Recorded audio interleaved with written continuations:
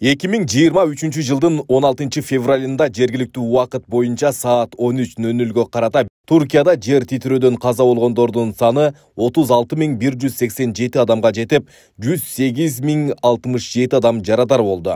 Учурда Туркиядагы кырсык болгон аймакта 74 өлкөнүн куткаруучулары, 7098 куткаруучу ишин улантууда. 15 өлкөнүн 4236 адам куткаруучу топтору Туркиядагы иштерин бүтүрүп, өз өлкөлөрүнө кайтып келишти. Кыргызстандын куткаруу топтору менен дарыгерлери Туркиянын жабыркаган аймактарында ишин улантууда. Жеринде куткаруу иштеринин жүрүшүн Кыргыз Республикасынын өзгөчө кырдаалдар министринин биринчи орун басары Мамбетов координациялоодо.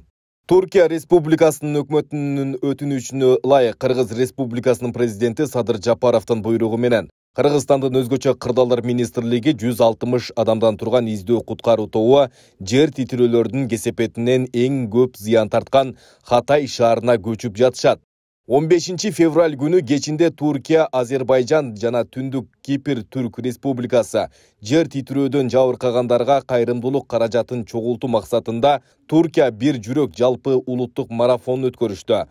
Кайрымдуулук үчүн чогулган жалпы сумма 115 миллиард 146 миллион лира же 6 миллиард 100 миллион 180 миң АКШ долларын түздү. Чогулган каражаттар Афат менен Кызыл Жарым ай коомунун эсебине которулат. Кахраман-Марашта жер титирөөдөн жабыркагандарга тез медициналык жардам көрсөтүү үчүн көчмө оорукана ишин улантууда. Кыргыз Республикасынан Боордош Түрк элине жардам көрсөтүү үчүн жалпысынан Кыргыз Республикасынын өзгөчө кырдаалдар министрлигинин 182 куткаруучусу, анын ичинен 12 фельдшер, Кыргызстандын саламаттык сактоо министрлигинин 6 дарыгери жерлерде жардам көрсөтүү үчүн көчмө оорукана, ошондой эле атайын үйрөтүлгөн иттер менен 6 кинолог жөнөтүлгөн. Кахраман-Мараштагы Афат лагеринде бирдиктүү убактылуу штаб ачылды. Анда элчиликтин, Анталиядагы башкы консулдуктун жана Стамбулдагы башкы консулдуктун өкүлдөрү кезектешип 10 күн нөөмөттө болушат. Штабтын телефон номери +90 546 557 0471. Газиантеп, Кахраман-Мараш, Хатай, Малатия, Осмонания, Адана жана башка жабыркаган шаарлардагы Кыргызстандын жарандары менен үзгүлтүксүз байланыш бар. Учурда кооптуу аймактарда өлкөнүн башка коопсуз аймактарына кетүүнү каалабаган мекендештер бар.